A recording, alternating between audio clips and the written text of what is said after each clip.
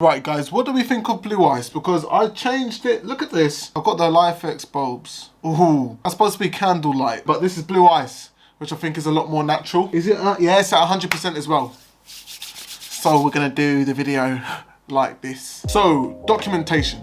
I think it's extremely important. Fact of the matter is you're basically capturing a moment in time and everything that you feel alongside with it, and looking back, you can look back on whatever it is that you've captured with a feeling of nostalgia and with the ability to learn from how you were feeling and see how far you've come and see how far you've progressed. Me, myself, I like to document in many different ways, this YouTube channel being an example of a way to document. But for you, you might not make YouTube videos. Instead, for you, you might be scrolling down, looking at your Snapchat memories, looking back at how much of a fool you were 4 years ago. Yes, I am referring to myself, but it's also very entertaining. And like I said, you do get hit with that, oh, this is what I was like. Glad to see how much I've matured. But other than documenting your life digitally, I think one of the greatest ways to do it is to actually write something down in a journal, and coming back to it, for me, was more impactful than watching my old YouTube videos or watching old videos that I've recorded, because I guess it's more personal. With YouTube videos, back in the day, I would record videos and publish them out to the world, and those would be snippets of information that I'd be happy to display to the world. And so because of that, they were edited down to give a kind of a cleaner version. Back in the day, the videos I used to make were a lot more superficial. I would say there wasn't much of a purpose to it. Of course, they were entertaining for some, but they centered around streetwear and picking up, buying Supreme, which I guess I could take some learnings from because I don't spend money on Supreme anymore. In hindsight, my favorite way to actually document things is through the use of a journal. Notebooks. Filling up pages with ideas that come straight from your brain onto paper, and that's it. It lives there. It's all in pen, so I don't erase it. And going back and looking at it has been great for me and for my self-esteem, especially when you're worried about how fast you're progressing in life. If you feel like you're stagnant, it's great to be able to look back at where you were years ago and see your mental state back then, and kind of realize as an older version of yourself, hey, well done, pat yourself on the back, you've done a lot better. And today I actually want to share some of what I had written back in the day with you guys. This is my notebook that I use for documenting things down, writing things down. A lot of the time right now I do just have drawings. Here's a nice little drawing. Can you guess who that's based off of? I know it doesn't look like him, but it's based off of him. It's just a reference point. A lot of this is just drawings and stuff because I do, I guess, use the notes app on my phone as well now if I need to write anything down. And to be fair, I haven't been doing a lot of it recently, but I think upon creating this video, I want to actually start getting back into it more. And like I said, I've got proof as to why it does help. I'm gonna go and fish it out now. This notebook right here is one of my oldest ones.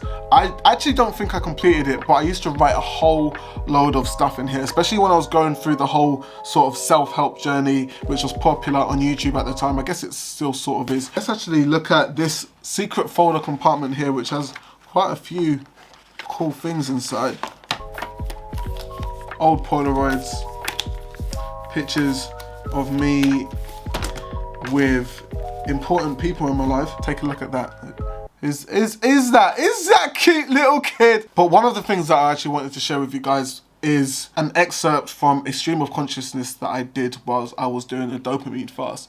So if you guys don't know what a dopamine fast is, it's basically a day where you try and reset your dopamine levels back to normal after you've been abusing digital technology and all the things that we take for granted in life. Essentially on the day, you're not allowed to use your phone, listen to music, do anything fun. That includes eating, talking to people. Yeah, there's not a whole lot that you can actually do. Some of the things that you can do on a dopamine fast day includes doing some light exercise, drink some water, go for a walk, and one of the main things which I've done here is writing things down, whatever's coming to your mind, which I like to do at the end of the day so that you've had a lot of time to starve yourself and you need to do something, get your thoughts out, and that comes down to writing. This dopamine fast was done on the 20th of November 2018, so that is 3 years ago. I'd done 1 page, 2 page, 3, 4, 5, 6, 7.5 pages just of writing what was on my mind, and I think it really did help me. The part that I want to share with you guys today is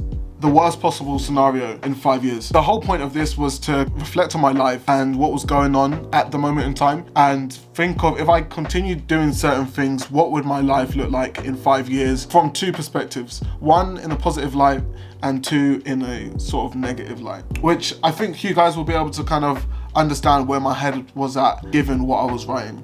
Worst possible scenario in 5 years. All my friends have jobs. I've gotten nowhere since school. No chance at getting a girlfriend. My sister graduates and is the star of the family. Everyone views me as the failure. I'm still in a dead-end job. No new skills learned. My ex-girlfriend is about to get married. I start smoking cigarettes with weed. The weed gets the lower ratio in the Zoots too. So, hey, if you guys don't know, if you're not of the world of marijuana, what I'm talking about here is mixing my weed with tobacco, and the amount of weed I'm putting in is just minimal and it's just all tobacco. Yeah, that does not sound like a good place to be in. And I picture a similar life to, I'm not going to say this person's name, it's someone that I guess, well no, it's someone that I know that I don't want to be like. Yeah, tough. But off the back of that, I actually did write what the best possible scenario would be in the 5 years, and here we go. I am successful in my field, and so are all of my friends and family. My sister graduates, she has a top job. I have an amazing girlfriend. Smoking weed is not too common. I'm still a vegan. Clear skin, amazing body, fluent in Spanish, amazing at chess, and my church life is great. So that was what I envisioned my best possible life in 5 years being. And then I wrote a few tips down for myself to stay on track with this. I said, drink water, stay vegan, find a better job, don't touch another cigarette, improve Spanish. Semen retention is more precious than blood.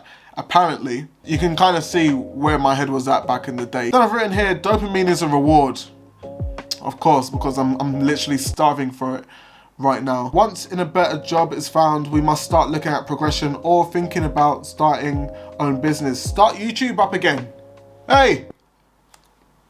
Well, why'd you look at that? That's all I think I'm willing to share with you guys right now. But first of all, just looking at the best and the worst possible scenario that I wrote 3 years ago, I think my past self would be proud of where I am today. It's not been 5 years yet, it's been 3, and we're not close to that worst picture that I envisioned myself being in. I am in a better job, one that I actually do enjoy and gives me quite a bit of creativity, and I do earn a pretty nice salary.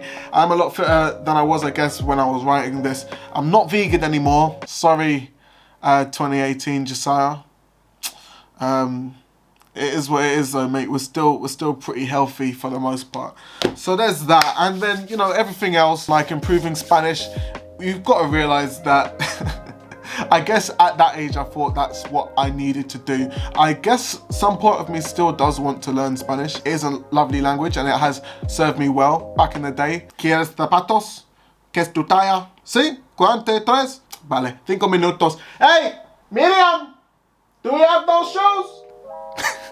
All I wanted to say from this video is that I think it is very important to document your shit. Whether you do that through notebooks, through your notes app on your phone, recording videos of yourself and looking back at it in years to come, it is really helpful. And you don't want to be that person that tries to look back on the past and has nothing to show from it, because you know, you want to be able to look at memories, and we can't remember everything with these brains. So why don't you help yourself out, write something down? I'm sure it will serve you well in the future. But that's it, guys. Hope you enjoyed this video. If you did, make sure to give me a like and leave a comment down below. Do you document anything? And if you do, what format do you do it in? Is it a notebook, journal? Is it just Snapchat memories? There used to be a thing called Time Hop, which was pretty cool. You would link your social medias to it and it would show you, oh look, this is what you did a year ago. Now it's being replaced with, I guess, what, Google Photos, saying, hey, this is what happened a year ago. But yeah, anyway, have a lovely day wherever you are. It is almost Christmas Eve for me, the time I'm recording this, so looking forward to spend some time with my loved ones. But other than that, yeah, Take it easy, guys, and I'll speak to you soon. Happy New Year.